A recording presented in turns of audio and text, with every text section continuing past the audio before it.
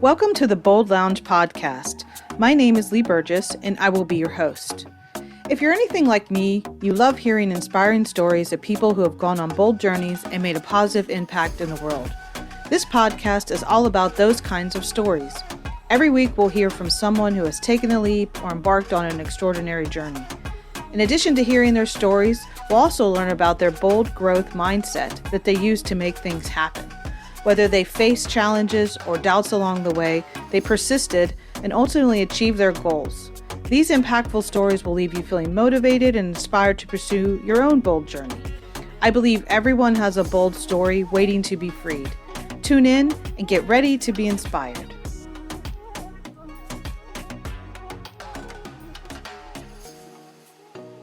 Welcome to the Bold Lounge. Today we have Bridget Hilton. She is a leading expert on the art, science, and path to becoming rich in life experiences. Welcome, Bridget.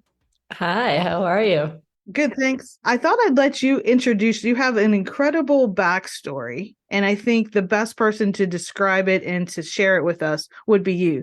So can you tell us a little bit about your background and how you came to be where we are right now as we start off talking about being bold?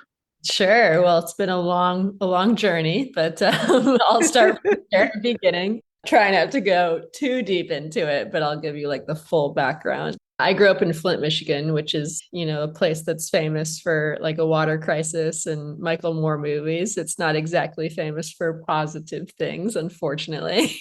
Yeah. But when I was a kid, my dream was to actually be famous. I basically did everything that I could and took a lot of very, very small steps to try to get out of where I came from and try to get into the music industry, which was like my biggest dream.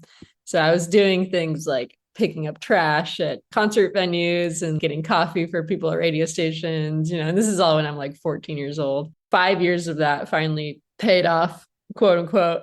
I got a job at the biggest record label in the world, which is Universal Music Group. And when I was 19, I wasn't killing it. I was making like 20 grand a year, but it was the first time that I felt, I can actually like get something big accomplished if I take small steps towards a goal. And so I did the music industry thing for about 10 years. I'd moved to LA. I started off mailing boxes and stuff like that, obviously, but then I ended up getting this really incredible experience of working with all of these people that eventually became the biggest artists in the world, like Taylor Swift and Drake and Rihanna and The Killers and Lady Gaga and The Weeknd and like, the list goes on. But I was lucky to like see all of these people, the start of their career, and just ascend to the highest highs in the world, which was amazing. And this is like kind of a through line in my life. I never ended up becoming financially successful, but I was having all these incredible experiences. One day at work, I saw a video of a woman hearing for the first time. And she was like the same age as me. I think I was 26 at the time. And it just gave me this light bulb moment of, wow, music has meant everything in my life. And it totally changed my trajectory. I had made the choice to leave and follow my dreams, and that got me to a much better place. So I was thinking about this person in this YouTube video and how like she had never even heard sound or music and how different my life would have been if I were her. And it gave me an idea that I would start a company and I would basically take the proceeds from that company to give hearing to people around the world. And it was very, I guess I would say, I don't know, I just didn't know what I was doing. But at the same time, it was like, I just knew that I had to do it. So I sent this video to my friend Joe, who was helping build schools in Guatemala at the time. He was like the only person that I knew that was any way involved in charity. Like I had not one other person in my life that had ever done charity. And so we basically high-fived, we jumped on a plane to China and we sourced products for this company called Listen that would be like the first social enterprise in electronics. Over the next 10 years, we were able to give over 50,000 people hearing for the first time from the proceeds of selling headphones and speakers. And it was the most incredible experience. We never sold out to like Apple. We weren't Beats, we didn't sell for $3 billion. But the whole time we were having these crazy experiences all around the world. We were doing stuff like obviously giving people hearing, but then also we were able to walk the Great Wall of China and go on safari and, see all these things that a lot of Train people as a samurai. I mean, that's part of your, yeah. that's one of your bio lines. Is That was one of my favorite things I ever did. It was so much fun. Like, yeah, we got to do all these crazy, weird things. At this one point in the company, I was lucky to get on these lists like Forbes 30 under 30 and Inc. 30 under 30. And it was so funny because all these people started approaching me and being like, oh, it looks like you're killing it. And I borrow some money. And I would always just kind of like laugh. And I'm like, we're spending all of our money like traveling and giving it away to these, kids so they can have hearing. So I don't have any money, but I do feel like an experiential billionaire. So that's kind of where like the title of the book came. Long story short, we can get into this more, but me and my business partner ended up writing a book called Experiential Billionaire. It's about, life, death, and everything in between, but also just mostly about how to invest in your life experiences over everything else. And it has a lot of stories from Listen and our journey around the world in it. So there's a lot of bold in there. I think one of your original bold moves was leaving Flint, right? Yeah. Yeah. But what is your definition of bold? I would say being your authentic self and living for you, I think is bold. And I say that because, the number one regret at the end of people's lives is usually not living for themselves, like not living their true self. So that's 76% of people, according to research from Cornell. If you're part of, the 1/4 of people that lives for themselves and their true authentic self, then I think that is bold. And that's a great thing to be. Wow, that's pretty cool. I didn't know it was that low. I knew when I first started out doing kind of the things that I'm doing. And what's interesting, Bridget, is I never said, hey, I'm bold. And I never entered a room and said I'm bold. And I wasn't wearing shirts that said bold, till I started my own company. But it was interesting, just that kind of was what I did unknowingly, really trying to be me for a long time, right? And I think around 48, I was like, I'm going to do it full time. Be me. Yeah. Versus this part-time gig I've had of being me for a while. And I reclaimed it, kind of put the stake in the ground at 48. I love that you said you were yourself part-time. Yeah. I'm going to remember that like forever. I feel like that's such a great line. I love that. Yeah. So would you say leaving Flint was one of your first bold moves, or even before that? Do you remember being bold? Yeah, I think so. My first foray into entrepreneurship, which is it's not a real job, but my first thing that I ever did was, and I tell this story in the book, is when I was 12, I started selling candy bars at bowling alleys in Flint, and it was like I would just be there like all day selling candy bars, and I got enough money where I ended up going to the UK, and I was really into like UK bands and stuff when I was a young kid. So I think that was probably like the most bold thing I maybe could have done at that age. Like I basically started this quote unquote company that sold things to people who were bowling, and they probably just felt bad for me. So you had your own company in 5th grade? Is that like 5th grade, 12? Yeah, I think it was like 5th into 6th. Yeah. Yeah. And then what yeah. band did you want to see in the UK? Who were we going to see? Oh man, I was like obsessed with, well, at the time it was like, all the boy bands and like the Spice Girls and stuff like that was like popular then. I was really into that. Nice. But I also had like this side of me that was like starting to get into like the rock bands and like classic rocks. I loved all like the classic UK bands like the Who and Zeppelin and stuff like that and the Beatles. But obviously I wasn't watching them. I was just like really into that, culture from what I saw on TV. Yeah. Music is a big part of my life. And obviously it was a lead for you to the life that you're having now, right? The experiences you're having now. What is it, do you think, about music? So for me, like it's being in the, I guess not the scene so much, but like just being around other people who love music. Like last week we saw Iration. It could be a small group. It could be a large group. It could be any type of music. Honestly, that's what it is for me. It's like a connect, a journey, or an experience. But what does music mean for you? I mean, I think it's changed over time, but at first when I was a kid, I loved it because it was like, I didn't grow up in a place where I felt it was safe to like share my feelings and be vulnerable and like just be creative and stuff like that. It's not really my family's fault. That's like just how they were also raised as well, Yeah. but I felt like it was just this safe space for me. And then as I got older, I really, I was never cool in school. Like I wasn't like an athlete or anything like that. I was like in high school band and choir and stuff. Nice. What instrument did you play? Oh man, a couple different ones. I had a drum kit when I was a kid, and that Nice. was fun. Probably, was very hated by my neighbors, but For sure. I'm sure there were moments. yeah, I'm glad that I don't have any like neighbors that are drummers now. Yeah. But No paybacks, karma coming to get there. yeah, I attempted to be good at guitar, and I still have guitars, and I love playing, but I wouldn't say like I'm good or anything. But Yeah. it's really fun. But I think as time went on, it was more of like a connection thing, and like connecting on music is like such a deep thing, and I can really tell a lot about someone by what they listen to. Mm-hmm. Like you can really tell someone's personality by like their playlist, right? Oh, 100%. Yeah, 100%. Like we have different ones for like different emotions or road trips or things like that.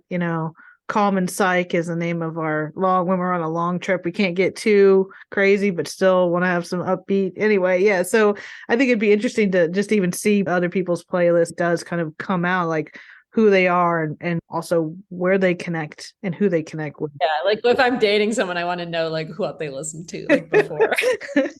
Yeah, you have to share your Spotify playlist before I'll even go on a date with you. When I was growing up and then when I was in the music industry, for 10 years, I always kind of assumed that everyone was like that. I was like, oh, everyone loves music. When I became an entrepreneur, I started meeting all these people. They didn't know literally anything about it. And I was like, wait, that's not normal to be obsessed. Yeah. Yeah. I've been over 350 concerts, and that's a weird thing, apparently. And I saved the tickets. They used to be on paper. Now they're not. Now they're NFTs and stuff like that, which is just weird. But still enjoy that definitely as part of like my mental health too, honestly. Like it is a way for me to not escape, but just to kind of be in the moment, be present, right? And I think that's also, I think a lot of what you and your company and the book is about is kind of being present, enjoying the journey. You have, statements being like the student of life and being where you are now and understanding that you're rich by your experiences, not so much by your bank account. And again, we're not saying quit your job and, well, you could, but I mean, we're not saying that money isn't important to your lifestyle and to your family's lifestyle, but it is not the end all be all. And so when you wrote this book, The Experiential Billionaire, so you go from a kid in a bowling alley selling candy bars to 26, where you're launching a company that does good for others, but also collaborates with big organizations like Delta and Google to do the things that you're doing. So what happens between 26 and the book? Sure. So it's really, it was a roller coaster. I don't want to make it sound like it was just a rocket ship or anything like that. Yeah. It still is. Like the reality is money comes and goes, right? Me and my business partner, Joe, we're really trying to spend our time as wisely as we could and like take advantage because we knew it wasn't going to last forever. In 2020, obviously we didn't know that was going to happen. Yeah. But 2020, we had to stop working in the philanthropic part of the company because obviously we couldn't travel the world, which is what we had been doing for the previous 10 years.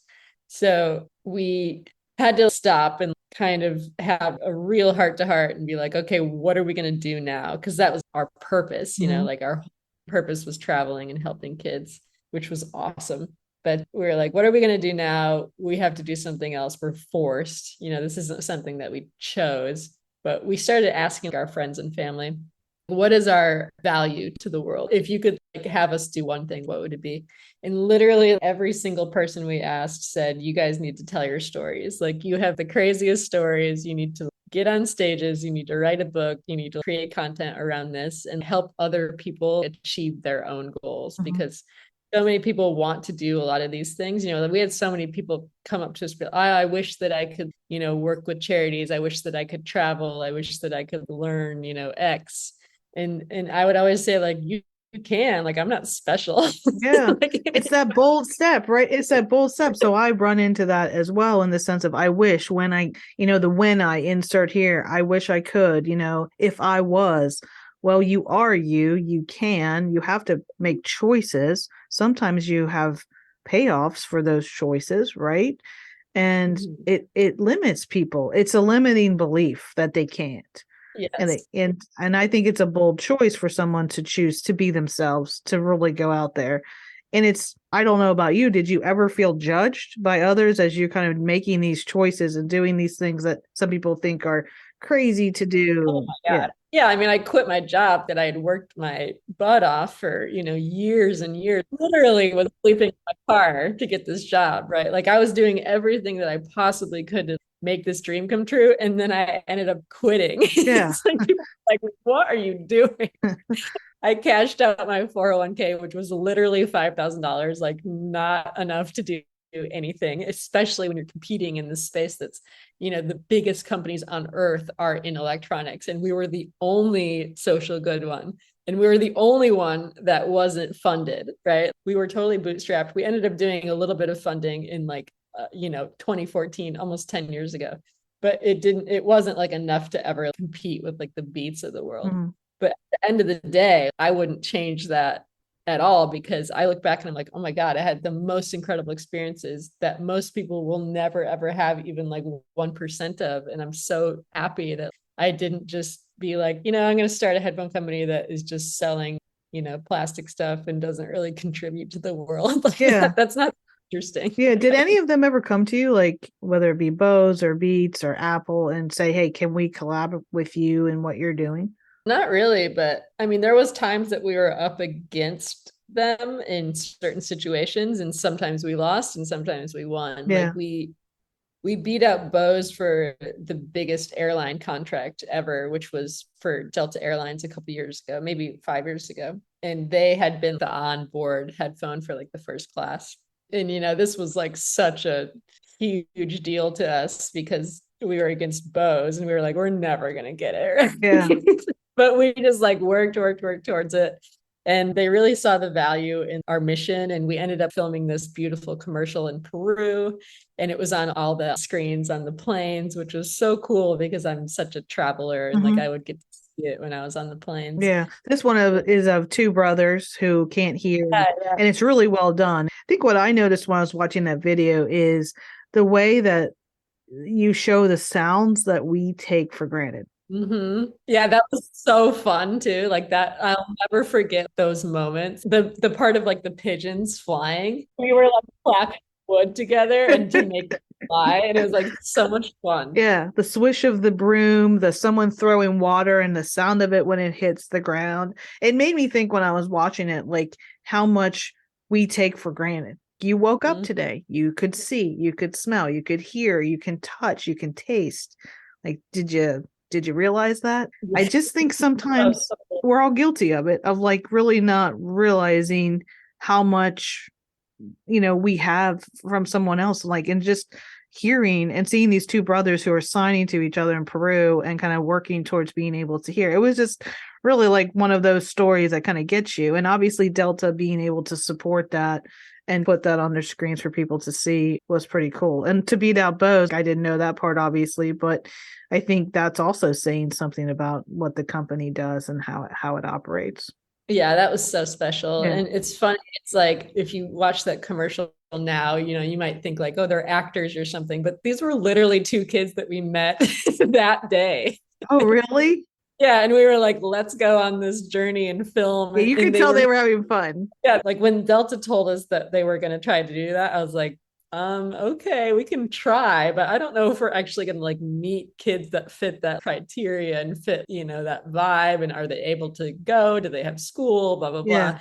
But it was like a miracle. It just happened. And it was so wonderful. Yeah, it's funny. We had a lot of big corporate collaborations because they could see the authenticity and like what we were doing.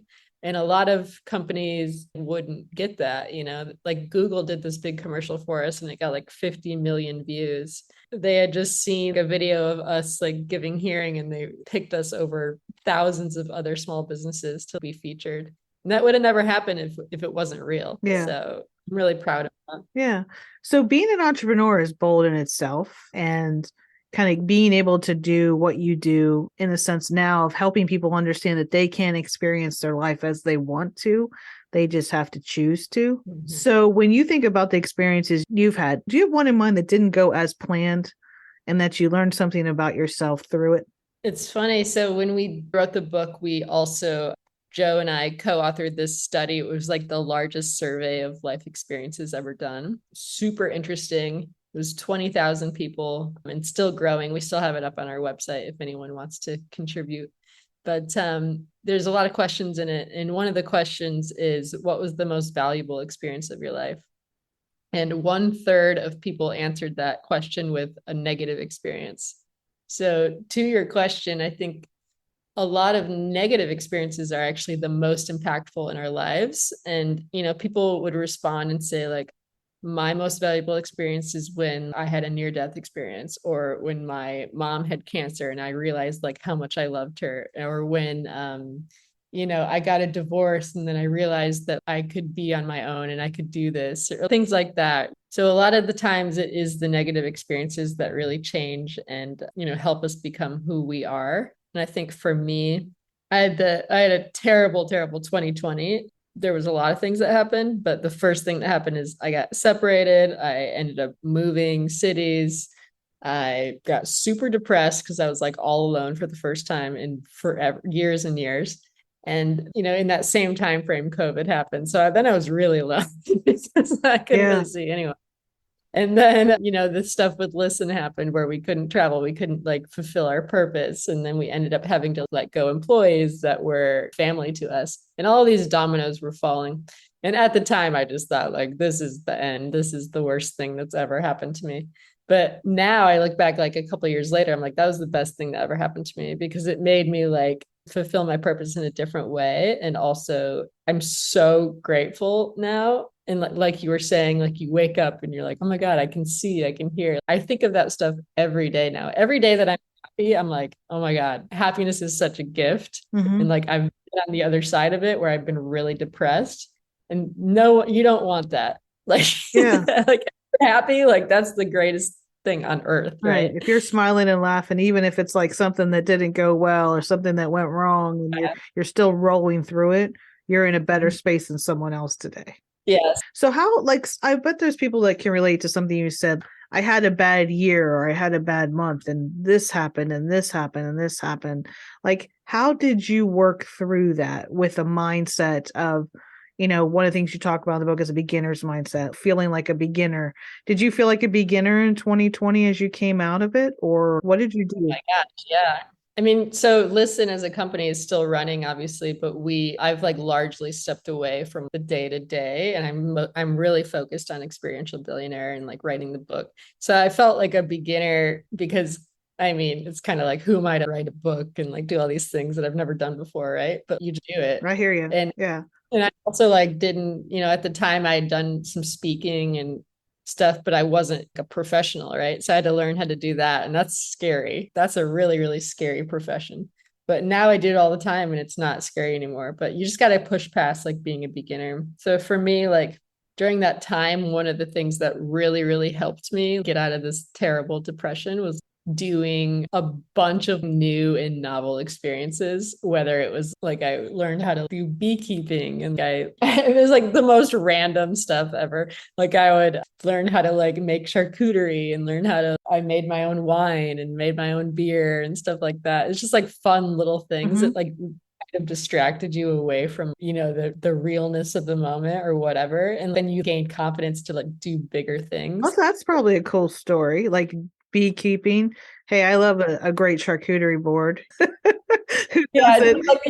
curing meat in my garage, like making your own wine, making your own beer. I mean, these are also conversation starters. Absolutely. Yeah. But you're getting out of your comfort zone, right? And like experiencing things, as silly as they might sound to someone else, they're like you exploring things that might make you happy, right? Yeah, exactly. And just build in like those routines that are good along with like the new stuff. Like one of the things I did was I started waking up for sunrise every day, and that was like a huge game changer. Being like, okay, it's another day, I can do this, like I can start over today fresh, even if yesterday was crappy. Today I'm going to try to do a little bit better. Like every day it's like just try to get to the next day. And like when you're in that space, like that's so important, and get your comfort zone for sure. Like an example is surfing, because I lived in LA for probably like 14 years before I ever surfed, which was insane. Why? Why would I have done that? Like, I always thought it looked cool, but I always was like, I'm afraid to do it, or like, I'll never be good at that, or I'll never, fit in, or I'll just, people will laugh at me. But like, when you're in this state of you have nothing to lose, you're like, I'm screw it. I'm just gonna, Yeah, I'm going to try it. I'm gonna try it. And like, that's where I was. And like, that's where I want to be when I think about doing anything new now. A lot of like one of the questions we asked in our survey was like, what's one thing that you want to learn in your lifetime? And the number one answer was a musical instrument.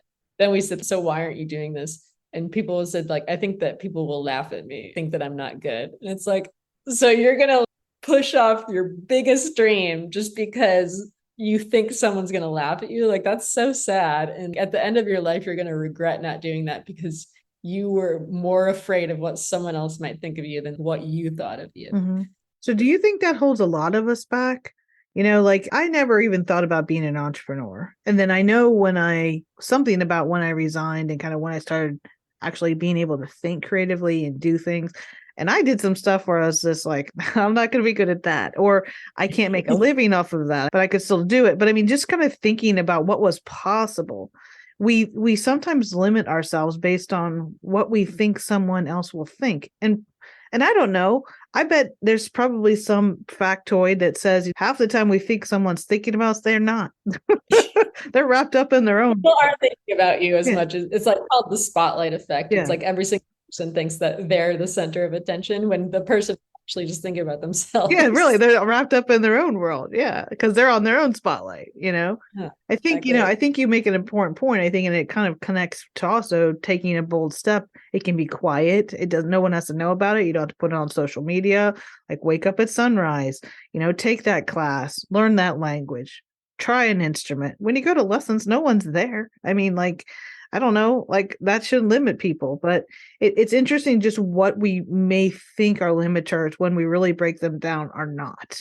Would you agree? There is no reason to not try the things that you want to do. And in my keynote, I kind of tell my life story. And I think that that's the point. Mm-hmm. I don't really care to like just talk about myself, but my experiences are the example of like literally anything is possible if I can do this. There's like endless possibilities for people. Yeah, it's hard and yeah, it's going to be uncomfortable. But at the end of the day, like this is your only life and this is all you get. So you might as well do the things that you want to do. Yeah. So as we close out, I'm wondering, some of the things that are even on your merch and stuff like that, on a living spree, make someday today, study yourself. What would you advise someone who's thinking about, wow, there's a lot of things on my list. I hate bucket list, honestly. I like just to say life list or experience list. But just like if someone has these things that they've thought about for a very long time that they want to do, but they're not doing them, what would you say for them to kind of start moving towards that? So I think so we call ours the treasure map. I like that. So the advice that I would give for that is if so most people don't actually know what they want, right? So that's what we found. We ask people like, what do you want to do? And they say like travel the world. Okay, that's big. That's a big thing, but like you gotta start because the world is huge. Yeah. I've been to like 40 countries and that's taken decades, right? So we try to get people to be specific, be like, okay, what do you really want to do? Maybe there's a hike that's in Alaska that you want to do, and that's your thing that you want to do, whatever. Just like pick one thing that you want to do. And you have to just write down all of the small steps that go along that way. I think a good example would be like, say your goal is like going to Italy, which is a lot of people's goals in their life. Their number one thing is like, oh, I really want to go learn how to make pasta in Italy, for example. So what you would have to do is like, look at your calendar, pick a date that's, it's not next week, but that's realistic for you. And, for some people, it can be in 6 months. For some people, it'd be like 2 years, depending on like financials and whatever. But I think the key is we call it low to high ROI.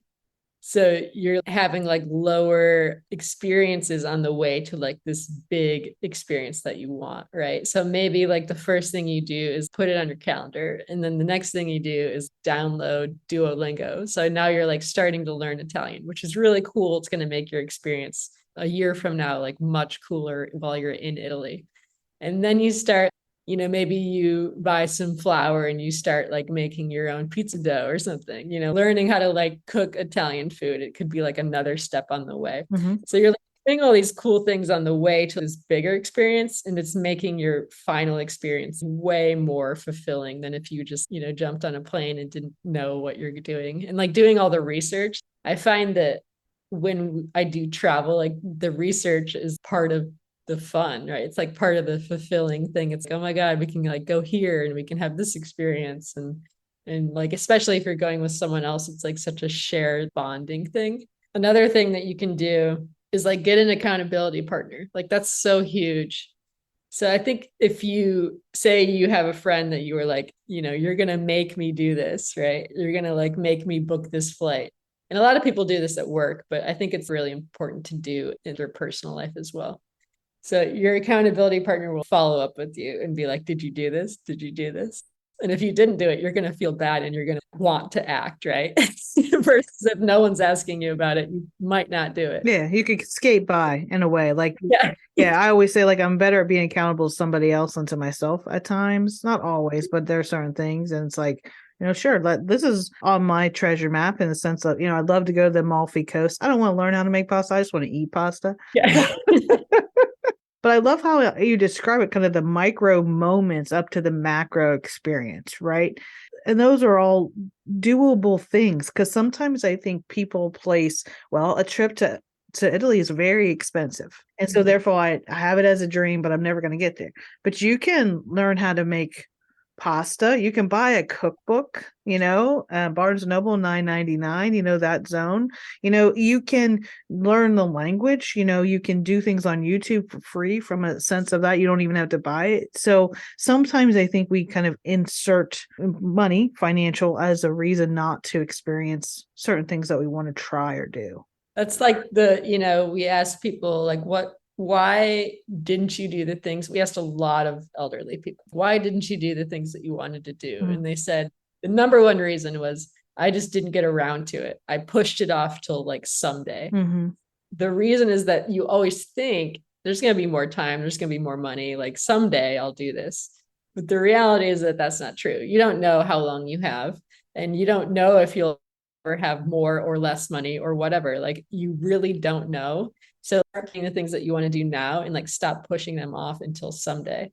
Yeah, I think people's life experience kind of forms that in their head of like how they think it's possible. Like myself, and I've talked about this on other podcasts, like I've had loss early in my life. Like my brother died when I was 6. And so I learned early on, like tomorrow's not promised. It's not about your age. He was 11.